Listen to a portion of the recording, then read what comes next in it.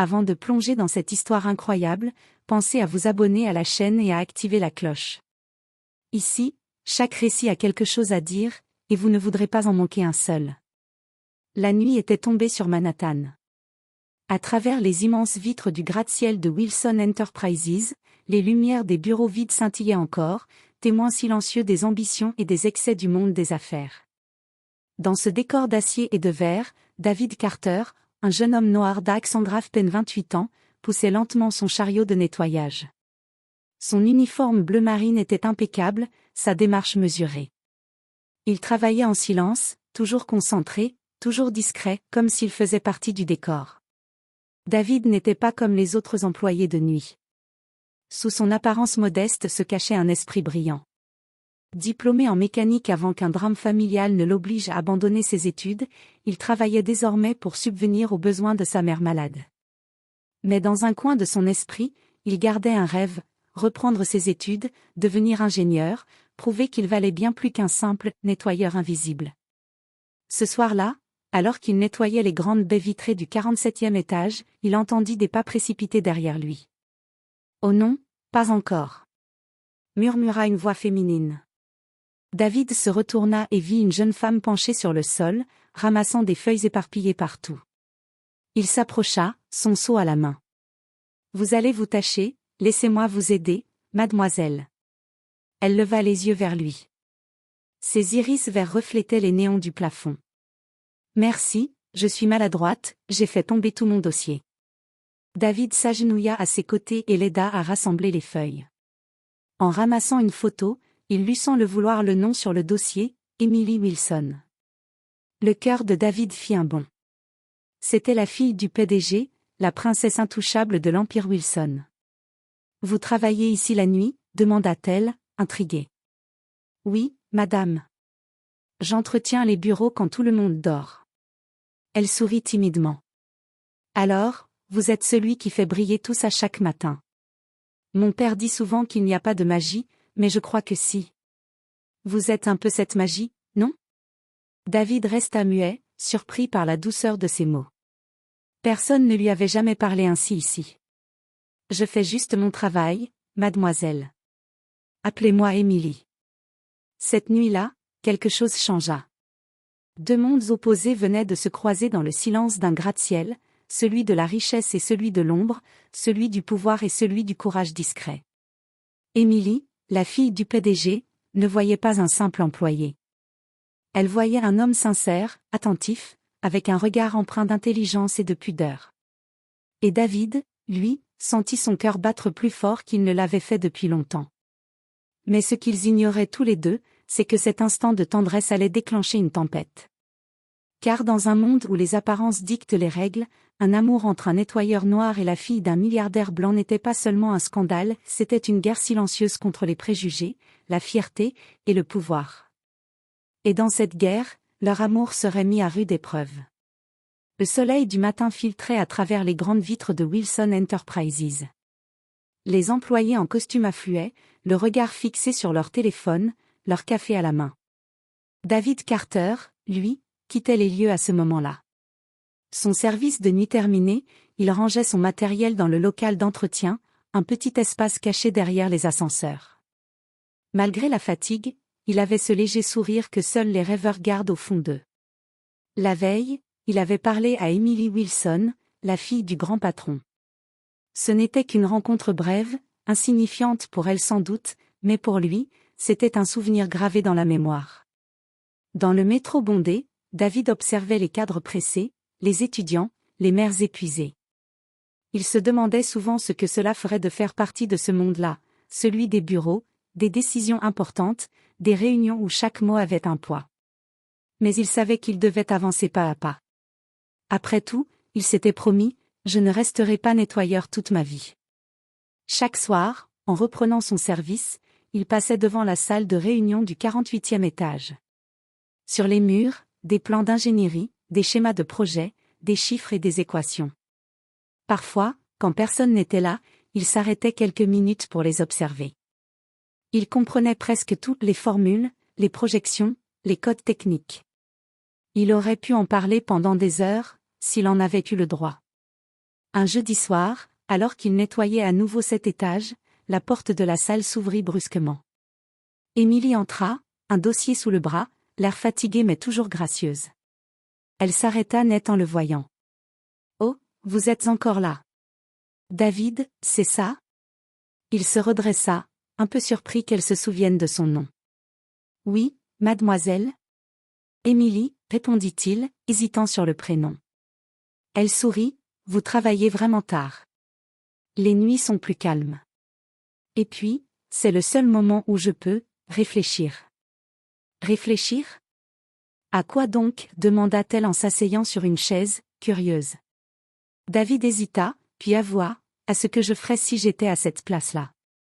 Si j'étais ingénieur ici, au lieu de nettoyer les traces de pas des autres. Émilie resta silencieuse quelques secondes, impressionnée par la sincérité de ses mots. Elle regarda les plans affichés au mur. Vous comprenez ces schémas ? David hocha la tête. Elle prit un marqueur et lui tendit, montrez-moi. Il s'approcha timidement du tableau et expliqua avec assurance les calculs énergétiques d'un projet de turbine. Ses mots étaient précis, passionnés, justes. Émilie le regardait, fascinée. Vous êtes incroyable, David. Il détourna le regard, gêné. Non, je suis juste quelqu'un qui n'a pas eu de chance. Non. Vous êtes quelqu'un qui mérite plus que ce que le monde vous accorde. À cet instant, leurs regards se croisèrent. Un silence doux s'installa. Ce n'était plus un nettoyeur et une héritière. C'étaient deux âmes qui se reconnaissaient, deux êtres qui cherchaient un sens dans un monde froid et hiérarchisé. Les jours suivants, Émilie passa de plus en plus de temps à travailler tard, ou du moins, c'est ce qu'elle disait. Elle venait souvent au 47e étage, apportant 2 cafés, sous prétexte de réviser des dossiers. David, lui, faisait semblant de continuer à nettoyer, mais il parlait, riait doucement, partageait leurs rêves. Elle lui racontait son enfance dorée mais solitaire, lui parlait des attentes écrasantes de son père, du poids de son nom. David, lui confiait son passé, son père mort trop tôt, sa mère malade, son amour pour les sciences, et son combat pour rester debout. Une nuit, alors qu'ils observaient la ville depuis les vitres du gratte-ciel, Émilie murmura. « Tu sais, je crois que je n'ai jamais connu quelqu'un d'aussi vrai que toi. » Il sourit tristement. « Et moi, je n'ai jamais rencontré quelqu'un d'aussi libre, même enfermé dans ton monde doré. » Leurs mains se frôlèrent. Un frisson les traversa. Ce moment marqua le début d'un amour fragile, caché entre les murs d'une tour où tout semblait interdit. Mais dans l'ombre, une caméra de sécurité clignotait. Et quelque part, dans un bureau verrouillé, le père d'Émilie, Robert Wilson, observait déjà les images. Son regard se durcit. Un de mes employés de nettoyage ose s'approcher de ma fille ? La tempête allait bientôt éclater. La semaine suivante, l'atmosphère dans les bureaux de Wilson Enterprises sembla changer subtilement. Des regards se croisaient, des chuchotements s'échangeaient dans les couloirs. David, lui, ne s'en doutait pas encore, mais sa vie était sur le point de basculer. Depuis quelques jours, il sentait une tension étrange, comme si chaque pas qu'il faisait était observé. Et il n'avait pas tort, le PDG, Robert Wilson, avait chargé le chef de la sécurité de le surveiller discrètement. Robert Wilson était un homme dur, respecté et craint. Fondateur de l'Empire Wilson, il avait bâti sa fortune sur la discipline, la stratégie et une foi absolue en la hiérarchie. Pour lui, tout avait un prix, sauf l'honneur de son nom. Et apprendre que sa fille unique passait ses soirées avec un simple employé noir de l'équipe de nettoyage fut pour lui une humiliation insupportable. Ce soir-là, assis dans son bureau tapissé de cuir, il fixait les images de la caméra de surveillance. On y voyait Émilie et David, seuls dans la salle de réunion du 47e étage. Ils riaient. Ils se rapprochaient. Leurs mains se frôlaient. Robert serra les poings. Ce garçon croit pouvoir monter au-dessus de sa condition ? Pas sous mon toit. Il décrocha son téléphone. Sécurité ? Dites au superviseur du nettoyage que je veux voir David Carter dans mon bureau demain matin. 8 heures précises. Sa voix était glaciale. David arriva le lendemain, un peu nerveux. Il avait reçu l'ordre sans explication. Lorsqu'il entra dans le vaste bureau du PDG, il fut frappé par la froideur du lieu, du marbre, du cuir, et ce regard impitoyable derrière un bureau imposant. « Asseyez-vous, dit Robert d'un ton sec. David s'exécuta, le cœur battant. « Je sais tout, reprit Robert. Je sais que vous traînez avec ma fille. Que vous abusez de sa gentillesse. Monsieur, je vous assure que je n'ai jamais. » « Taisez-vous, coupa-t-il brutalement. Je ne veux pas entendre vos excuses. Vous êtes ici pour nettoyer, pas pour séduire la fille du patron. Vous pensez qu'elle s'intéresse à vous? Vous n'êtes qu'un passe-temps exotique pour elle. » Les mots frappèrent David comme une gifle. Il sentit la colère monter, mais il resta digne. « Avec tout le respect que je vous dois, monsieur Wilson, votre fille n'est pas comme vous le pensez. Elle m'a parlé avec humanité, comme personne ici. Ce n'est pas un jeu. » Le PDG se leva brusquement, pointant un doigt vers lui. « Un mot de plus et je détruis votre vie. Vous êtes renvoyé, sur le champ. Et si je vous revois traîner autour d'elle, je vous fais interdire de travailler dans tout Manhattan. » David serra les poings. Un long silence suivit, lourd comme un orage. Puis il répondit calmement. « Vous pouvez me retirer mon emploi, monsieur, mais pas ma dignité. Et certainement pas ce qu'elle ressent. » Robert Wilson resta figé un instant, choqué par le courage de ce jeune homme. Puis il appuya sur le bouton d'interphone. « Sécurité, raccompagnez monsieur Carter dehors.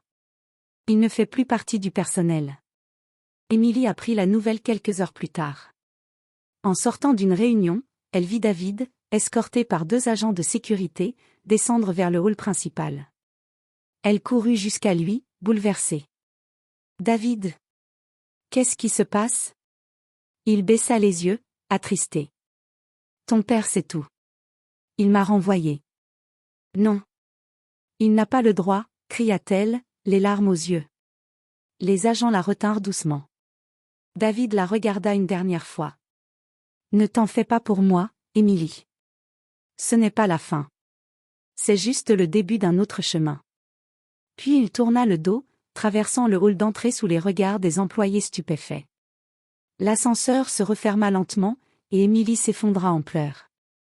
Les jours suivants furent un enfer pour elle. Son père la força à rester chez elle, lui confisquant son téléphone et lui interdisant d'aller au siège. Mais Emily refusait de plier. Chaque soir, elle écrivait à David des lettres qu'elle ne pouvait pas lui envoyer. Et lui, de son côté, enchaînait les petits boulots, refusant de laisser la colère le détruire. Une seule idée le hantait, je lui prouverai qu'il a eu tort. Je deviendrai quelqu'un. Pas pour sa fille. Pour moi. Ce qu'aucun des deux ne savait, c'est que le destin allait bientôt les réunir, dans des circonstances qu'aucun n'aurait pu imaginer. 3 années s'étaient écoulées depuis ce jour où David Carter avait été humilié et chassé du gratte-ciel de Wilson Enterprises. 3 longues années faites de silence, de travail acharné et de solitude. Mais dans ce silence, David avait forgé son avenir. Après son renvoi, il avait connu les bas-fonds, nuit dans une chambre modeste du Bronx, journée à enchaîner des petits contrats, parfois même des chantiers de construction. Mais chaque fois qu'il voulait abandonner, il revoyait le visage d'Emily. Sa douceur. Son regard plein de foi. Elle croyait en lui, et c'était devenu sa raison de continuer. Il reprit ses études du soir, finança ses cours avec ses maigres économies, travailla sans relâche. Au fil du temps, son talent fut remarqué. Un professeur lui ouvrit une porte, un stage dans une jeune entreprise d'ingénierie énergétique, Novatech Solutions. Là, il gravit les échelons en un temps record, se distinguant par sa créativité et sa rigueur. En 3 ans, le simple nettoyeur était devenu chef de projet, respecté, admiré, et cité comme exemple de persévérance. Pourtant, malgré la réussite, son cœur n'avait pas trouvé la paix. Les soirs, seul dans son bureau vitré, il regardait la ville briller et se demandait. Où est-elle maintenant? M'a-t-elle oublié? Il ne savait pas qu'à quelques quartiers de là, Emily Wilson avait elle aussi changé de vie. Après avoir défié son père et quitté la maison familiale, elle s'était consacrée aux actions humanitaires. Elle finançait des programmes d'aide aux étudiants défavorisés, souvent anonymement. Mais chaque projet qu'elle lançait, chaque sourire qu'elle provoquait, portait une ombre douce, celle d'un homme qu'elle n'avait jamais cessé d'aimer. Un matin, alors qu'il préparait une présentation pour un partenariat stratégique, David reçut un message de son directeur. Réunion exceptionnelle demain. Collaboration possible avec Wilson Enterprises. C'est toi qui la présenteras. Son cœur se serra. Ce nom. Celui qui avait marqué sa chute. Celui de l'homme qui l'avait piétiné. Le lendemain, vêtu d'un costume gris élégant, il entra dans la grande salle de conférence. Et là, face à lui, assis à la table centrale, Robert Wilson en personne. Le PDG avait vieilli, mais son regard restait dur, calculateur. Mais à sa droite, Emily. Son cœur manqua un battement. Elle aussi le reconnut immédiatement. Le temps sembla s'arrêter. Mesdames et messieurs, voici Monsieur David Carter, chef de projet chez Novatech, annonça le directeur. Le silence qui suivit fut lourd, presque électrique. Robert Wilson resta de marbre. Emily, elle, essayait de cacher l'émotion qui montait en elle. David prit la parole d'une voix calme et assurée. Messieurs, dames, notre projet vise à réduire de 40% la consommation énergétique des bâtiments de grande hauteur, tout en. Chaque mot était précis, professionnel, inspiré. Mais derrière ce ton maîtrisé, il y avait une revanche silencieuse. Il n'était plus le garçon qu'on avait humilié. Il était devenu l'homme que même Wilson Enterprises voulait écouter. À la fin de sa présentation, la salle éclata en applaudissements. Même Robert Wilson ne put dissimuler un léger hochement de tête admiratif. Lorsque la réunion prit fin, Emily le rejoignit dans le couloir, le cœur battant. « David, c'est vraiment toi. » Il se retourna lentement. Leur regard se croisa à nouveau, chargé de 3 années de silence et d'amour étouffé. « Je ne pensais pas te revoir ici, Emily. »« Moi non plus. »« Tu es devenue ce que tu rêvais d'être. » Il sourit doucement. « Grâce à toi. Tes mots m'ont donné la force de continuer. » Les yeux d'Emily se remplirent de larmes. « Mon père t'a fait du mal, et je n'ai pas su te protéger. Tu n'avais pas à le faire. Parfois, la douleur forge mieux que l'amour. » Un silence. Puis, doucement, elle posa une main sur son bras. « Ce n'est pas trop tard, tu sais. » Il hésita, ému, puis répondit. « Peut-être pas. Mais tout dépendra de lui. » Il jeta un regard vers le bureau où son père les observait à travers la vitre. Un duel silencieux venait de recommencer. Le soir même, Robert Wilson fit appeler David dans son bureau. « Je dois reconnaître que ta présentation était impressionnante, » dit-il froidement. « Merci, monsieur. J'ai beaucoup appris depuis que j'ai quitté votre entreprise. » Robert haussa un sourcil. « Je ne pensais pas que tu reviendrais ici, sous un autre costume. » David le fixa droit dans les yeux. « Ce n'est pas un retour, monsieur Wilson. C'est une collaboration. Entre égaux. » Un silence pesant tomba dans la pièce. Puis le PDG esquissa un léger sourire amer. « Tu as changé, Carter. Je comprends maintenant pourquoi ma fille. » Il s'interrompit. David répondit calmement. « Elle mérite un monde où les gens ne sont pas jugés pour ce qu'ils étaient, mais pour ce qu'ils deviennent. » Robert resta muet. Pour la première fois, il sentit qu'il n'avait plus affaire à un simple employé, mais à un homme d'honneur.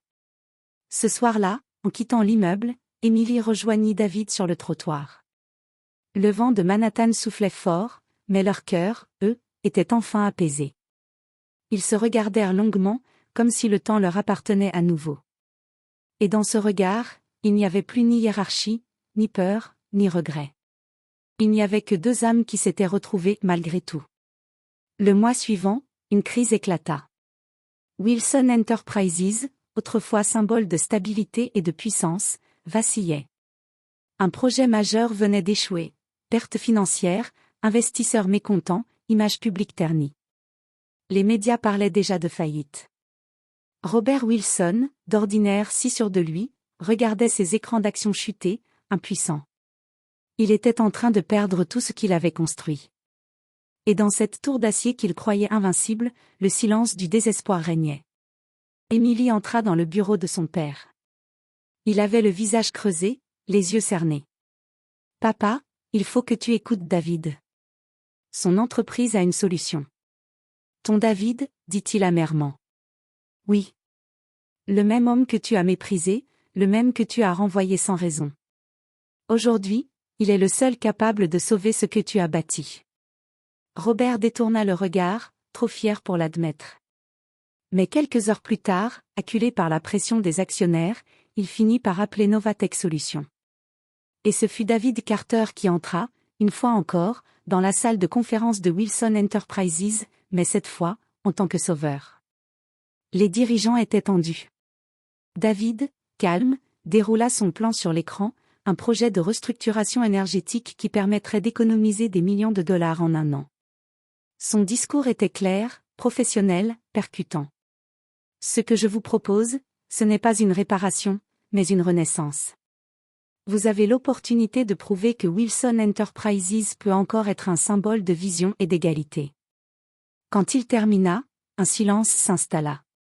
Robert Wilson leva lentement les yeux. Votre solution, fonctionne-t-elle vraiment? Je ne présente jamais ce que je ne peux pas défendre, répondit David avec assurance. Un murmure d'approbation parcourut la salle. Le vieux PDG, ému malgré lui, hocha la tête. Très bien. Faisons-le. Les semaines suivantes furent intenses. David travailla jour et nuit, épaulé par Emily. Pour la première fois, il collaborait au grand jour, sans se cacher. Les employés murmuraient, certains chuchotaient encore des critiques, mais la plupart voyaient en eux un symbole, la fille du PDG et l'homme parti de rien, unis par une même force. Les résultats arrivèrent bientôt, le plan de David fonctionna à la perfection. Les pertes furent stoppées, les comptes reprirent de la valeur, et la presse salua la stratégie audacieuse et révolutionnaire de Novatech. Dans les couloirs, les employés acclamaient discrètement le nom de David Carter. Quelques jours plus tard, Robert Wilson convoqua une conférence de presse. Les journalistes s'entassaient dans le grand hall. Emily et David se tenaient côte à côte, discrets, tandis que le PDG montait sur l'estrade. Il prit une profonde inspiration, le regard plus humble qu'il ne l'avait jamais été. 3 ans plus tôt, j'ai commis une erreur. Une erreur de jugement. La salle se tut. J'ai oublié que la valeur d'un homme ne se mesure ni à son poste, ni à sa couleur, ni à son passé, mais à ce qu'il accomplit, à son courage, et à son intégrité. Il marqua une pause, puis tourna le regard vers David. L'homme que j'ai humilié autrefois est aujourd'hui celui qui a sauvé mon entreprise, et ma famille. Les flashs crépitèrent. Emily retint ses larmes. Robert s'approcha de David et lui tendit la main, solennellement. Merci, David Carter. Pour tout. David serra cette main, le cœur battant. Dans ce geste, il n'y avait plus ni rancune ni distance. Seulement le respect. Après la conférence, les journalistes s'éloignèrent, mais David et Emily restèrent seuls dans la grande salle vide. La lumière du soir traversait les vitres, baignant leurs visages d'un éclat doré. Alors, c'est fini, murmura Emily. Non. C'est le début, répondit-il doucement. Elle s'approcha, les yeux brillants. Mon père t'a enfin vu pour ce que tu es. Il posa une main sur sa joue. Ce n'est pas pour lui que je me suis battue. C'est pour nous.